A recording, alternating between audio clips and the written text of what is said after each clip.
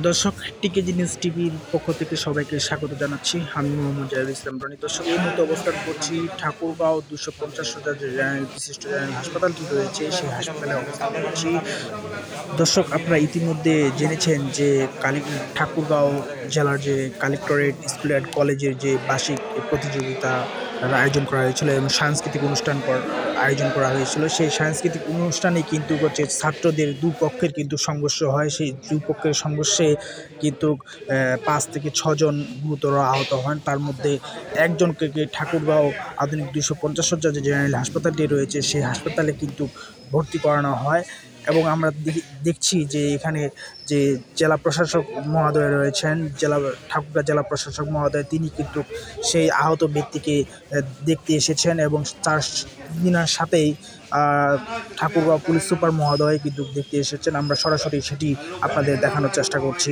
আমরা আরেকটি বিষয় আপনাদেরকে জানিয়ে দিতে চাই যে এখানে যে আহত হয়েছেন, যে আহত হয়ে ভর্তি হয়েছেন, তার বাসা হচ্ছে ঠাকুরগাঁও সদর উপজেলার যে কালীবাড়ি যে পূজা মণ্ডপটি রয়েছে, সেই পূজা মণ্ডপের কাছে কিন্তু তার বাসা। আর আশেপাশে থেকে যে এলোপাথারি যে মারপিটের ঘটনাটি ঘটেছে, সেই ঘটনার প্রেক্ষিতে আমরা কিন্তু খবর পেয়ে তৎকালীন কিন্তু আমরা এই হসপিটালে কিন্তু এসে আমরা এরকম তথ্য আমরা দেখতে পাই।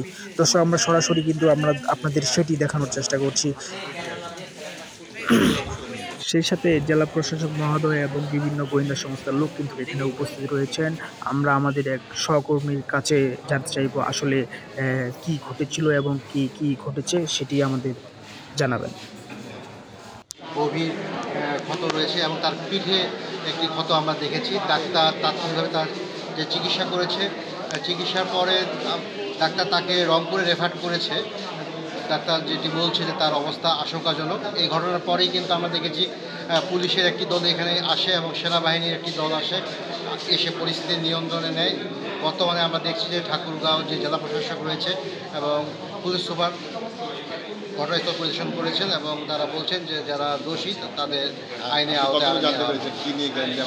দর্শক, আপনারা শুনলেন এতক্ষণ আমাদের এক সহকর্মী যেমনটি বললেন। এখন জেলা প্রশাসক মহোদয় যে আহত হয়েছেন, যে 250 শয্যার মেডিকেল জেনারেল হাসপাতালে ভর্তি রয়েছেন, তার যে মা রয়েছেন তিনাকে সান্ত্বনা দিচ্ছেন এবং এই ঘটনার পূর্ব প্রেক্ষিতে আমরা সরাসরি চলে যাব জেলা প্রশাসক মহোদয় কি বলছেন সেটি আমরা সরাসরি আপনাদের দেখানোর চেষ্টা করছি। সেটা তো আমরা এখনো জানতে পারি নাই। ওর এরকম হওয়ার খবর শুনলাম, যেহেতু একজন স্টুডেন্ট, আমরা আসছি খোঁজখবর করতে। ডাক্তারকে বললাম তারপরে কিন্তু ট্রিটমেন্ট দিতে। ওর বেটার ট্রিটমেন্টের যদি প্রয়োজন হয়, ডাক্তার বলল যে আমাদের এখানে ডাক্তাররা ক্যাপাবল, কিন্তু যেহেতু হসপিটালের অন্যান্য ফ্যাসিলিটি একটু কম, সেই কারণে দিনাজপুর বা রংপুরে যদি পাঠানো হয় ভালো হয়। তো এখানকার ডাক্তাররা যেটা সাজেস্ট করবেন, আমি ওনাদের আত্মীয় স্বজনকে বলেছি যে আমাদের পক্ষ থেকে যতটুকু সহযোগিতা দরকার পুরোটাই তাদেরকে দেওয়া হবে। তারা যদি মনে করে বেটার ট্রিটমেন্টের জন্য, তারা রংপুর বা দিনাজপুরে নিয়ে যেতে পারবে আর কি। আর রংপুর দিনাজপুরে ওইখানে যারা জেলা প্রশাসক আছেন, আমি 2 জায়গায় কথা বলেছি, রোগী যদি যায় ওখানে তাহলে তারা এখানকার মতোই যত্ন করে ওখানে ট্রিটমেন্ট করে দেবে। দর্শক, আমরা এই মুহূর্তে সরাসরি চলে যাচ্ছি পুলিশ সুপার মহোদয়ের কাছে। তিনি কি বলছেন সেটি আমরা আপনাদের সরাসরি দেখানোর চেষ্টা করছি। ক্যান্ডিডেট বলে না, যে কোনো মানুষের জন্য এটা দুঃখজনক। আর আইনগত বিষয় আছে, যদি আমরা অভিযোগ পাই তাহলে আমরা আইনগত ব্যবস্থা করব। হ্যাঁ, বিশেষ টহল চালু হয়েছে, যে নির্দেশনা আছে। আপনারা জানেন টহলের সংখ্যা বৃদ্ধি পেয়েছে।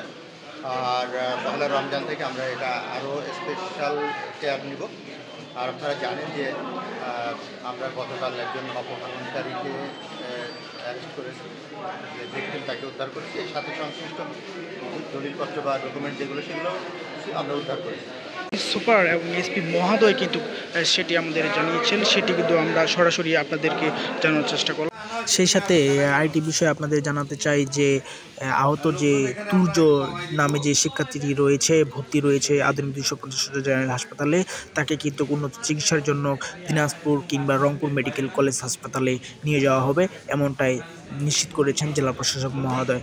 আরেকটি বিষয় আপনাদের অবগত করতে চাই যে এই ঘটনায় এখন পর্যন্ত 6 থেকে 60 জন আহত হয়েছেন, তারা চিকিৎসা নিয়ে বাসায় চলে গিয়েছেন, এমনটাই কিন্তু আমাদেরকে হসপিটাল কর্তৃপক্ষ জানিয়েছেন। সেটি আমরা আপনাদেরকে জানার চেষ্টা করলাম।